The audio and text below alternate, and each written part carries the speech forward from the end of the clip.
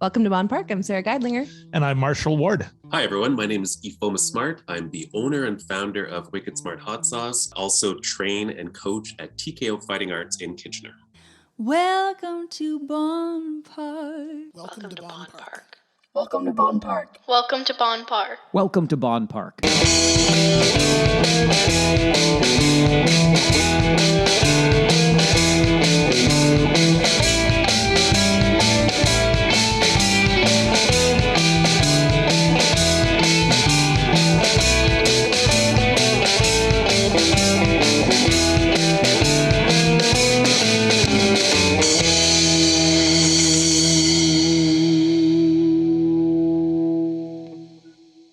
Can you do us a favor? Can you please leave us a 5-star review, like or subscribe to our show, and share with your friends? We'd also love it if you followed us on social media. We are a homegrown community project, and every bit helps.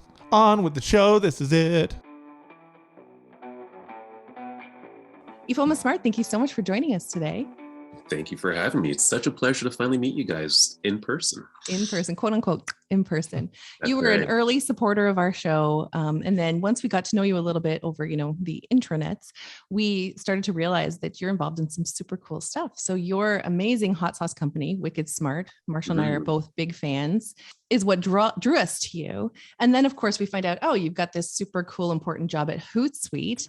And then we did a little more digging, and you're a fighting arts instructor as well. So we want to know all kinds of stuff about you today. And we might not have even found it all. What else is going on? I've got stories. Where do you want to start? Well, we're very passionate about many things, but one of them is hot sauce. Let's start with hot sauce. So this is a passion project for you that's turned into something that's a real business, that's getting traction. You've got a lot of local and beyond shops supporting your sauce. Why don't we talk about that? Yeah, absolutely. So the hot sauce business started in December of 2020 during COVID. However, I've been making hot sauce for well over 15 years prior to that. And so just a bit of context. My family's from Trinidad and Tobago. I was born in Trinidad, and growing up, we always had hot sauce with every single meal. It was there. It was just one of those things. And so between family members making it, between our family making it, between me growing up and making it and growing up with it, it was always something that I made and gave away to friends and families as housewarming presents or as gifts, right? And then during COVID, I realized that there could be an appetite or a market for this product, and went on Amazon, bought a few bottles, perfected the recipe a little bit, and came out with 2 models, 2 versions, and decided to test the market. And lo and behold, the response was so overwhelming that I decided to just see how far it would go.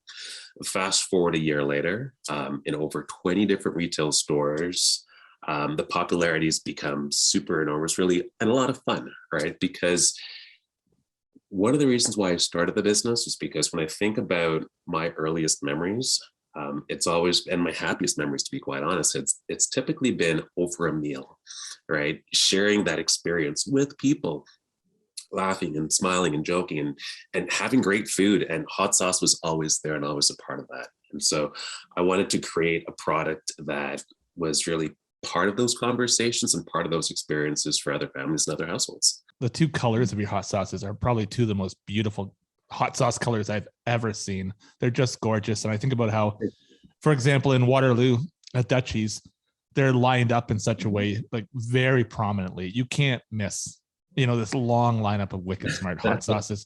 You must have been pretty thrilled when you realized you had something that was, as well as being absolutely delicious, they're visually gorgeous, those 2 colors you've made. Thank you. Absolutely thrilled and humbled as well. I really did not expect the response to be so overwhelmingly positive, and it really has been. So thank you for that, Marshall. Absolutely. I love both, but my favorite is the Soca. So it's so funny. It's they're polarizing, right? Yeah, totally. Like our times we're living in. Right?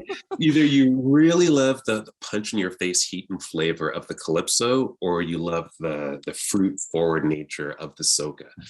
It really depends on what meal you're having with it, right? Or what I told Sarah was, I loved Gerber baby food as a kid. In fact, I ate Gerber baby food until I was about 20, the fruit ones. The peaches, right? Yeah, the peaches, the strawberry delight, the blueberry, right?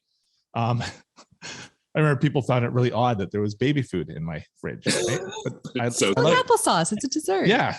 But anyways, I immediately thought of peach Gerber baby food when I tasted your Soca for the first time, and it was incredible. It was like, wow, this reminds me of, that time in my life, and it has this amazing heat to it as well. Amazing. Thank you for that. And in the thing about hot sauces is that they can never be hot enough for some people, but they can also be really hot for others. And so just trying to find that right balance is really important. And so part of the design principle around the hot sauce is balancing both heat and flavor. So making sure that it's not just spicy and hot, but also something that you want to enhance your dishes with your meals, right? And how are you producing your hot sauces? Yeah, great question. So I currently produce the hot sauces at a commercial kitchen in Cambridge at a lovely facility called Little Mushroom Catering. And so Little Mushroom they've got a restaurant, they've got a catering facility, they've got a food shop as well. And so I've been fortunate enough to partner with them and make the hot sauce out of their establishment. About that balance of heat, and people like hot and people like, mild, and people like fruity or whatever. Through this process of exploring hot sauces with Marshall, I've learned that there's a lot of, what is it called? A gag sauce or a prank sauce? Like one that's so hot, it's like almost right. It's hot just for the sake of being hot. Sure. It's not necessarily something to enjoy. Yeah. Is it prank? What do they call it? I don't know. Because like Ifoma said, there are people who seem to have an insatiable appetite for heat, right? You know me, I like hot stuff, but that stuff is like, I'd like to keep my eyebrows, right? Like. And don't get me wrong, products like that absolutely have a market. For sure. They absolutely have a market. But as someone who enjoys food, like genuinely enjoys food and is passionate about it, I'd rather not ruin my dishes or ruin my meals with something that's so overwhelmingly hot that I just can't taste what I'm making, right? Yeah, exactly. One thing I really like watching online is the journey that you have during the nice months here in Ontario, going to different markets and different events and selling your wares. And you're always very positive about posting, like, check out these people that we met, or check out our booth, come see it. It always looks gorgeous. Thank you for that. The beauty about local events is that you really do get a chance to meet the people that try your products.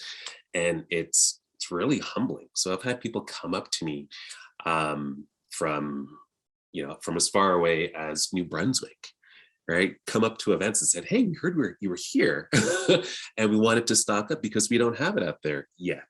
And so that to me is really special. Again, getting a chance to meet people and understand how they approach hot sauce and how they use it in their dishes and at home. I had someone that used the Soca hot sauce in, are you ready for this? A sangria. Oh yeah, I could see that. Yeah, like a spicy drink. Yeah. Like a spicy. I'm like, that's amazing. I never in a million years would have thought of that. It's phenomenal. Marshall and I just found this, or I just found it. I think you've had it for a while. Spicy lemonade. That it's like this carbonated lemonade drink that has like a kick to it. Yeah. At Vincenzo's. Yes. That we found. So I can get that. And I know there's sometimes like a spicy cocktail or a taco farm. I've tried that tequila flight with the different types of flavors. I don't usually get to the end of it. I usually have to share it. It's a little strong. It's a lot of tequila. Yeah. But I want to talk a little bit about your art as well. Your logo makes me so happy. And I just realized that you have hoodies. So you're going to be getting a couple orders from this gal. And the name, the Wicked Smart. I mean, first of all, you've got the coolest last name ever. If somebody like myself has the last name Geidlinger, I'm proud of it, but it doesn't really roll off the tongue. Smart is a beautiful last name, but Wicked Smart is such a cool name. And the art, it's just this, when I see it, I'm like, it's me, it's a nerd on fire trying to do cool stuff. So a few years ago, I was prescribed glasses, and it's one of those things with getting old, right? We all get it. And so I had to wear glasses more frequently. And I thought, you know what, I have to find a way to incorporate this into the product, into the brand, into the identity. And obviously it goes to your point, Sarah, it goes along with the last name. The Wicked part, the backstory there is in the islands, when something is really good, it's wicked. Also, when you have a hot sauce that you really like, it either lashes or it's wicked. And there are quote unquote ignorant sauces that are hot just for the sake of being hot. This is not one of those sauces, right? It's heat with flavor. And so that conjunction of Wicked and obviously the last name, which had to be a part of it, really brought the branding to life. Sarah and I have talked about how we could make a documentary about just the hot sauce community in Waterloo region. Easily. Yeah, talk about some of the other folks out there making hot sauce and how you've connected with them. Yeah, absolutely. I had no idea that A, we had such a prolific hot sauce community, and B, it was so inclusive as well. And so I really had the pleasure of meeting a few folks in the community. Special shout out to Malcolm Henry in Cambridge. So Malcolm has a brick and mortar shop in Cambridge on Ainsley Street, where he not only sells his hot sauce, but he also sells a number of local products, not just hot sauce, but variety of different gourmet dishes and accompaniments. And so Malcolm has been a great supporter of the product and of me personally, with introducing me to different farmers, introducing me to different resources to really help scale my business. And so phenomenal. And he doesn't just do that with me, he does that with a variety of other people in the community as well. Right. Also had a pleasure of meeting Chris from Ginger Goat. Chris is notorious now for having his product on But First We Feast, which is on the Hot Ones, season 15 last year. Oh yeah, we saw every episode. We're big fans. Yeah. Which is amazing, right? From a local Canadian Kitchener-based hot sauce company being on such a stage is really phenomenal. Right. Neil's Real Deal. Also had the pleasure of meeting Neil at an event in Paris. Third generation Trinidadian as well. So we have that bond, and makes a phenomenal product that reminds me of my grandmother's hot sauce. And so just being able to connect with a variety of people in the community that have a passion for hot sauce and really want to share that passion with others has been phenomenal. It's been really great. I love how you guys promote each other's hot sauce too. I think I discovered Wicked Smart through Island Sun, Beige and Taiga, Jeff Davis's, and there's your hot sauce, and there's Jeff saying, hey, you got to try this. And Jeff is another great example, right? Jeff's been doing this for, I think, 4 years now. And he's got a phenomenal product out there. It's immediately recognizable because of the color, because the logo, and because the branding that he does. And again, I think the market is so big for everyone. And one of the benefits of COVID, because we can't travel, it's really forced people to be really hyper local. And so to frequent and to shop locally and to support local businesses, which really creates this secondary, even tertiary economy for businesses like mine, right? I love that you're saying this, because earlier you guys mentioned Dutchie's. So Dutchie's Waterloo, this is not an ad, but Dutchie's Waterloo is walking distance from where Marshall and I live. And when I saw your post, you're in the parking lot with your bottles, with That's Dutchie's right. behind you, like, we're at Dutchie's. I'm like, yes, because now we can take our COVID walk, and I don't know what else to call it, through to get our stuff from Dutchie's, and we can also pick up Wicked Smart, right? So it's just this beautiful combination. Like Marshall and I often talk about, money that you might make from a local endeavor that local people are buying, that you have to then spend, that you take back out into the community and give to another local person, another local business. It just feels beautiful, and it feels good, and it feels right. So true. I was fortunate to partner with a local software company who, for the holiday season, decided to not do Christmas events. It wasn't really much of a choice, rather. It was limited options. Yeah. And so what they decided to do is to gift their over 200 employees with local gift baskets, fully stocked with products from the community to create awareness. And not only did they do that, but they also decided to have a focus on BIPOC businesses and local businesses. So it was really a double punch of supporting local and supporting the local BIPOC community. One small story. So in October, I was invited to attend the Mayor's Oktoberfest market. So show up at the event, lederhosen, fully decked out. Michelle, my fiance, was there. She's in her dirndl as well. And so I pull up in a temporary car that I had. because I was in the middle of buying a new car and the car wasn't ready yet. And so I bought an old beater. I bought a VW 2009 VW Jetta. It's a good car. Great car, full of rust, but was a little bit inconsistent in terms of when it would start. And so Michelle and I finished setting up our events table, our booth, and it was 5 minutes to the event starting. And so I had to move the car. And so got in the car, go to start it, the car would not start. It wouldn't move at all. And so someone comes, knocks on the window, they're like, do you need a boost? I'm like, yeah, I'll ask the person in front of me. So sure enough, I got out, asked the person in front of me. He's like, sorry, I can't help you. I've got an electric vehicle. I can't give you a boost. The battery's underneath. And so the person that knocked on the window said, tell you what, I'll go get my SUV, but for now, let's move your car onto the street and I'll give you a boost. So he's fully decked out, hat, air hose and everything. Helps me push the car out onto the street. Pop the hood, he brings his SUV up front. I get the jumper cables from the back of my car. As we're going to boost the vehicle, someone with a camera comes up and says, excuse me, Mr. Mayor, do you mind if we take your picture? Sounds about right. Of Waterloo. Helping me by boosting my car and pushing it. I thought, Mr. Mayor, I'm sorry, I had no idea, but thank you, and stopped by for a bottle of hot sauce as a quick thanks. And so it was just being able to connect the community in that way is phenomenal. And that's not an opportunity that I would have had I not started the business.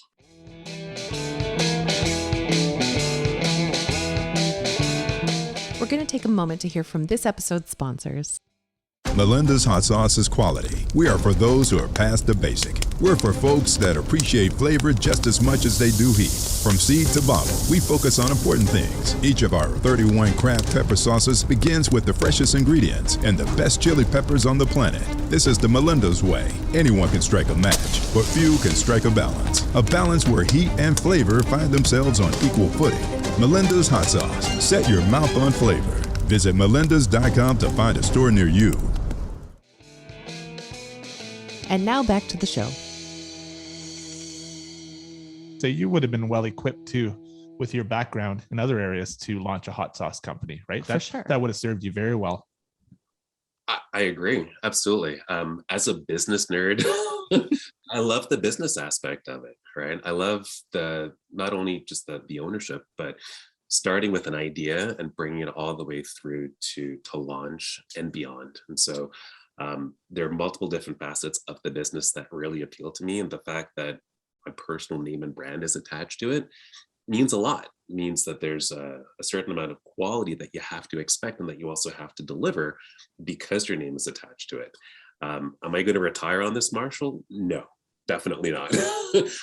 But that's not the point, right? The point is to share the passion with the community.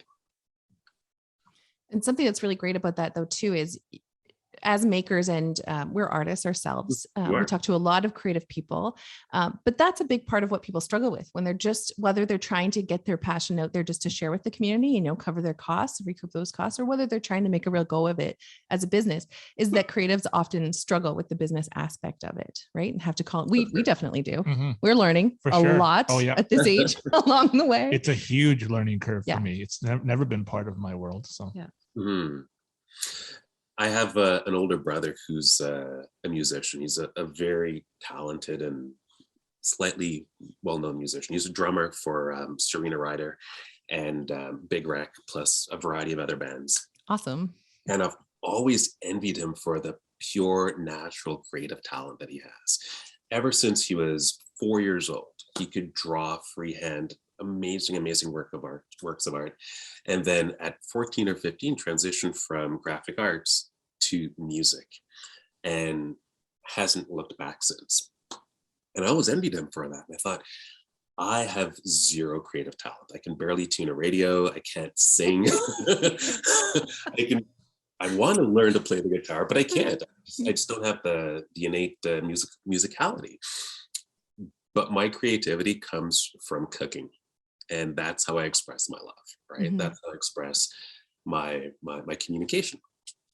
And so being able to take that and invest it into and pour that energy into the hot sauce, that's my creativity. That's my creative outlet. That's how that's what nurtures me and sustains me. It's not the financial impact, or it's not the acclaim. It's really that, to be quite honest. This is such a fantastic thing that you're saying, because just like you said, not everyone can play an instrument well. And what I've learned in my life is not everyone can sing. It's not for everyone. I'm not looking at you directly. No, we just recently had talked about that. Not everyone can sing, but not everyone can cook, Ifoma. That is a creative innate talent that's either you learn from your family, or that you've gone off and learned on your own in different ways, but not everyone can do that. So true. I remember the first dish that I made, I was 11 years old. So I was raised by a single mom. It was my mom, my brother, and I, and mom was working. But as a kid, I always hung out where the adults were. I always hung out in the kitchen and watching my mom do what she did. And one day she came home from work, and at 11, I had made Trinidadian curry chicken with potatoes, chickpeas, and rice, and didn't burn the house down. Came home and she was like, "Who made this?" And I said, "Well, I did." And she's like, "How did you do that?" I said, "By watching you." Yeah. Right? Yeah. By watching you do it. And so, not that I advocate kids doing that, but it led to this, right? It led to a journey and a passion for food, and being, having an interest in sharing that with people. I've always thought there was a connection when we talk about creative arts. There's a connection between creative arts and martial arts, which you're involved in. I remember for years I went and watched my family participate at Grand River Karate in the dojo, and I would sit on a bench at the back and I'd watch, and I enjoyed it and viewed it kind of like performance art. That's what it was for me. If you're not physically taking part in it, you can really enjoy it as a spectator. And like I said, it came off almost like a beautiful performance. Where do the martial arts fit into your life, and how long have you been involved in that? I've been involved in martial arts for over 20 years. So I started when I was 19. And so as a kid, again, with a single mom and an older brother, we didn't really have a lot of money for extracurricular events. And so while there was always a desire to want to be like Bruce Lee, never enrolled in any sport until I was a little bit later in life. And so at 19, I enrolled in Taekwondo, and instantly fell in love with martial arts. And so practiced it for 15 years, was halfway through my third degree when I stopped, to do something different. And when I moved to Kitchener-Waterloo in 2007, I wanted to get back into martial arts, and discovered TKO Fighting Arts over on Mill Street, and have been training there ever since. And what I love about this version of martial arts is that it's the truth. It is 100% the truth. What do you mean by that? What I mean by that is, if you train hard and you train well, it shows. Okay. If you don't, it shows. And so if you think about the competitive nature of it, you've got two combatants really going at it and demonstrating, putting their art on display. It is the person that has the most practice, the most heart, the most energy, the most focus that really wins. And that focus, that truth is so universal. And so when I teach my classes, I always teach my students to train with intention, right? Train with focus, train with purpose. Don't just throw a punch for the sake of throwing a punch. Throw a punch to hit. That's why we're here, right? We're here to ground ourselves and to eliminate the noise from the world, and really focus for an hour and a half on our physicality, our mental alignment, our spirit, our being, and to really immerse ourselves and be honest with ourselves. And so again, when you're training in front of the mirror, when you're training in front of a class, and you look at your form, you will know right away whether it's off or not. And so again, it's martial arts is the truth, and I absolutely love it, completely passionate about it, and have the privilege to not only train, but to continue to coach as well, and to coach other fighters. I'm just taking that in.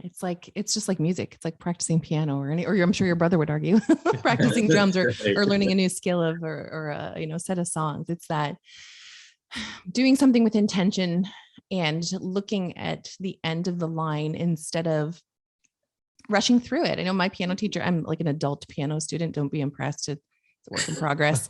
But my piano teacher, she's been a guest on our show, Natasha Debra, and she's always taught me like to learn the last line of music, learn the last bar and crush that bar so that when you've worked your way through this song, you can look forward to that little end piece that you already know that you're fantastic at. So just giving me that little focus really helps me through that practice. Mm-hmm. Mm-hmm. And the thing about that's consistent with what you just said, Sarah, and martial arts, it's really about repetition, right? It's about practicing your form, practicing your stance. It's also about being aware of your body. And not a lot of people are. A lot of people are stuck in their heads and disconnected from their body. And again, the whole point of being intentional with martial arts is to reduce that friction, right? And focus on what your body is doing, what your body needs to do in order for you to advance. This elusive mindfulness that we always talk about, right? 100%. That's exactly it. Yeah. Tell us about your day job. Love to. So my day job involves working with a number of global brands to help them succeed on social. And the way that they succeed on social is I have a team of customer success managers that really care about what these companies care about and leveraging social media and various social media platforms to drive engagement, to drive advocacy, to increase share of wallet, share of brand, and doing that using our platform. And so what I love about it is I get to solve problems every day that are so unique and so different from what I do in my spare time, but also makes a huge impact. And so Hootsuite is 1,200 employees and counting. And the ability to make an impact for not just our customers, but in the lives of my employees and my team is so hugely rewarding. And the fact that it's also a Vancouver-based Canadian company is phenomenal. It's really phenomenal. I know I said to Marshall yesterday, we were meeting and Marshall said, okay, so we're meeting with Ifoma tomorrow morning. We're talking all about hot sauce. I was like, hold the phone. He also has a very important job at Hootsuite. And you said... I said, that's been the case with all our local hot sauce makers we've made, as we've talked kind of half about hot sauce and half about the way they support themselves and their professional life. So amazing. What I love about Hootsuite is that, and the opportunity that I have at Hootsuite is that as a small business owner, I also get to see it as a consumer and a creator of content. Right. And so being able to bring that true authentic self in my other world into a work context isn't frowned upon. It's actually viewed as a positive, as an asset, because I can also advocate for other small businesses that are trying to bootstrap their businesses, leveraging social first as a means to reach a wide audience. And on the ground, you get to hear their pain points and their struggles. And absolutely. And like a lot of small businesses and sometimes makers as well and creatives, it's the content is a struggle for them to make it look good, right? And not to diss any hot sauces in particular, I'm just saying your content, like I was saying at the top of the show, is gorgeous. I mean, you've got transparent background logos going on to your market photos. You've got little icons. You've got stuff going on. I'm like, this guy knows what he's doing here. His beautiful face. Yes. Yeah. And food. Ifoma. And often your family is with you in some of the photos. Thank you. And my approach with social is it can't just be about the hot sauce. After a while, people just get tired of looking at the same pictures of bottles over and over and over again. And so I do try to incorporate real life, and real life is my family. Real life is, my puppy. Real life is me making hot sauce. Real life is me cooking. Not that I eat like that every day, but when I make something and I share it, it's out of love, right? And also showing and demonstrating different ways of leveraging the hot sauce and applying the hot sauce to food. It's funny, you would say people get tired of looking at bottles over and over. Sarah and I are going to go record an episode at Taste the Fourth Sense, the best Okay. hot sauce emporium around in St. That's Jacobs great. with Jerry Mischuk. And I could honestly gaze at a wall of hot sauce for hours. When I go to Vincenzo's, I'm probably 15 minutes just looking at hot sauce Just looking, labels. right? I've been there with you. It's true. Emblazoned with all those colors and beautiful designs. But I realized, wow, it's incredibly competitive as well. When you fill a wall full of hot sauce, many of the bottles are about the same size, right? There's many different approaches to the labels. One of my favorite hot sauces, both for the flavors and the design, is I love Marie Sharp's. I think so many of the local hot sauces have done a great job. Villain hot sauce is one of my favorites in Ontario, and then you see how the hot sauces make their way into the supermarket sometimes. That's right. But when you're looking at a wall of hot sauce, or let's just say Vincenzo's, what do you see when it comes to design, and what attracts your eye when you're looking at so many bottles of hot sauce? Yeah, amazing. So the first thing that I look at is the label. The label has to catch my eye. The second thing I would look at is, believe it or not, the ingredients. Oh yeah.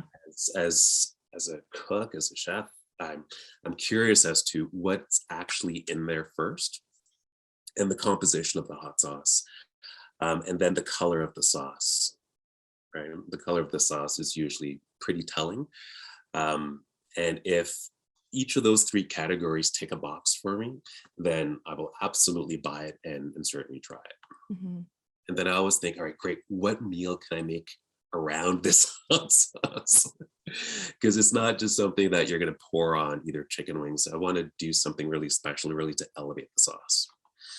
It's such a big decision when somebody makes a hot sauce. Like, you can go really far one way and make a really crass, like supposed to be humorous, kind of ignorant. Now it's an ignorant sauce. I've learned. That's right. Yeah. Or you can be really classy about it, right?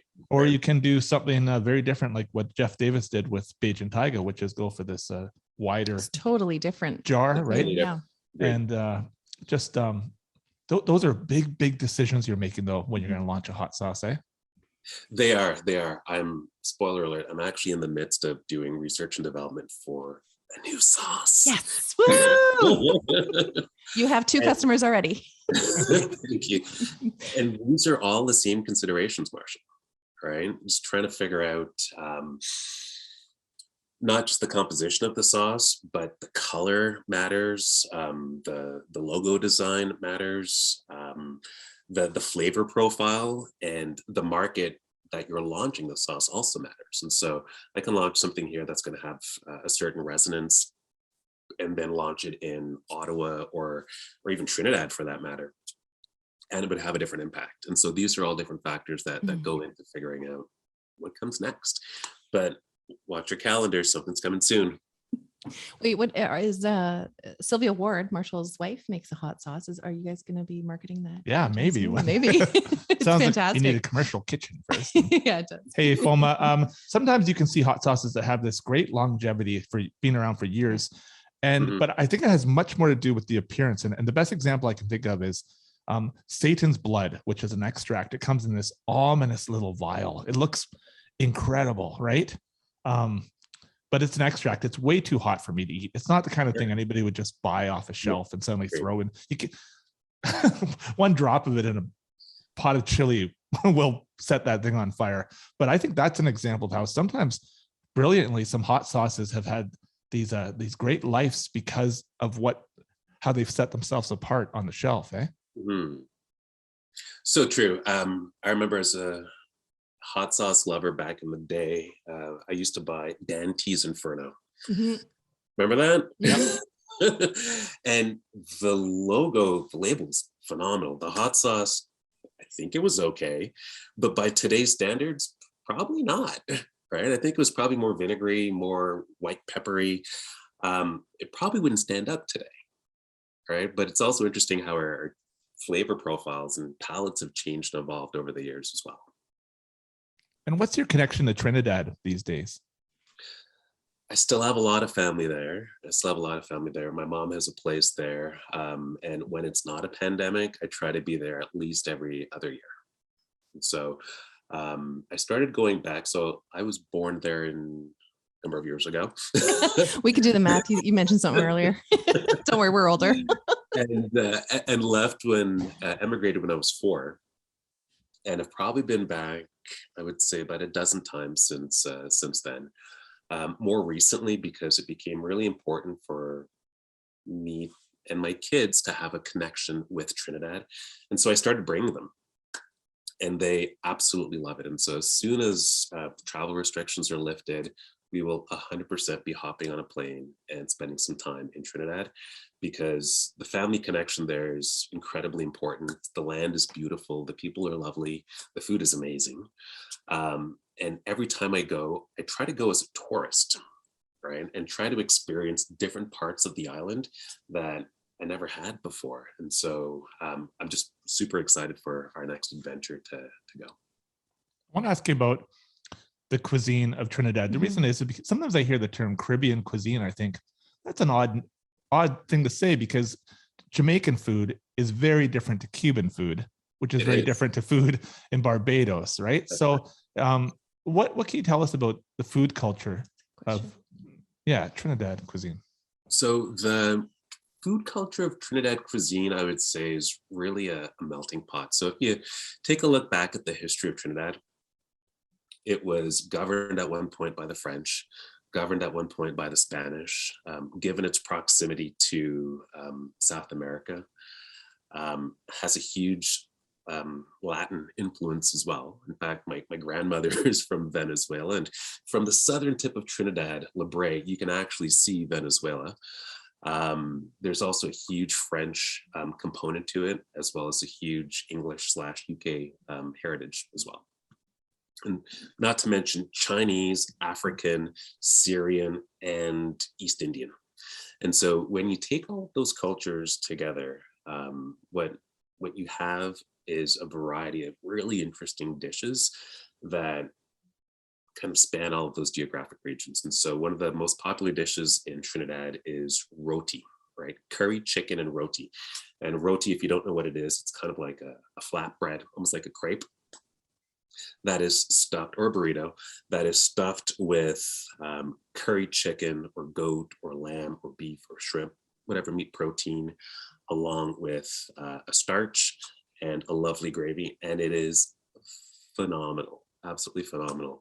Then you also have dishes like pilau, which is somewhat of a paella or a risotto that is rice-based, but also has chicken, pork, beef, variety of vegetables, and is super flavorful and absolutely delicious. And so, again, variety of dishes in Trinidad, but I would say for the most part, Indian influence, Chinese influence, but also very Latin and African influence.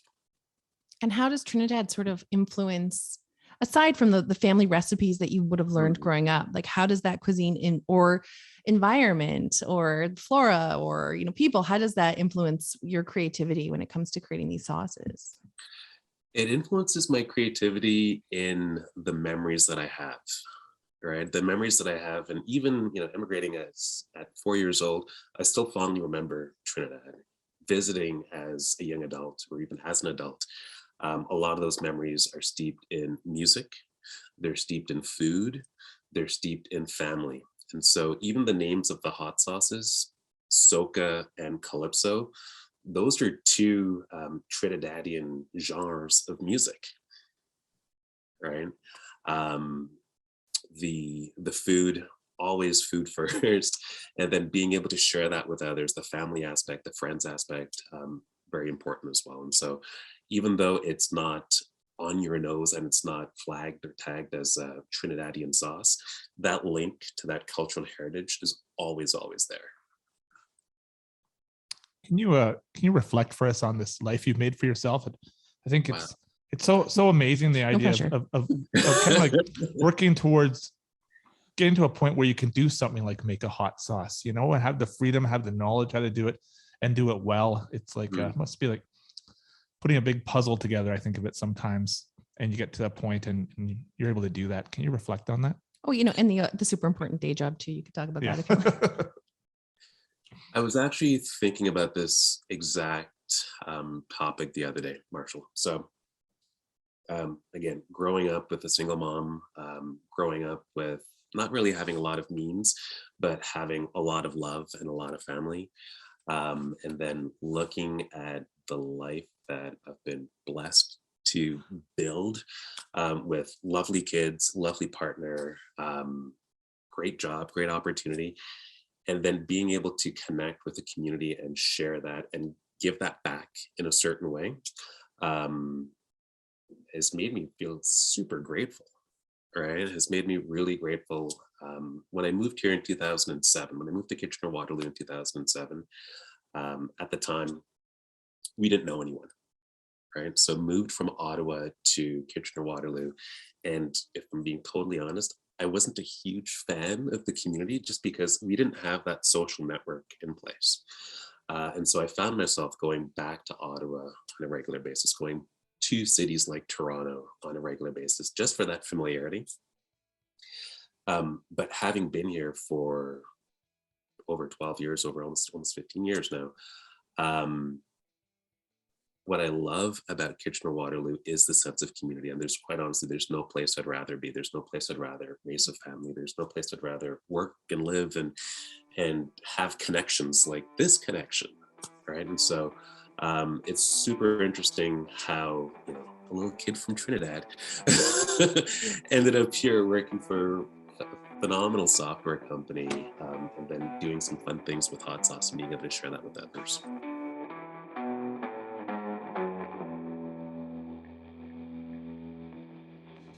Bonn Park is made possible with the support of the Kitchener Public Library and the Kitchener-Waterloo Community Foundation.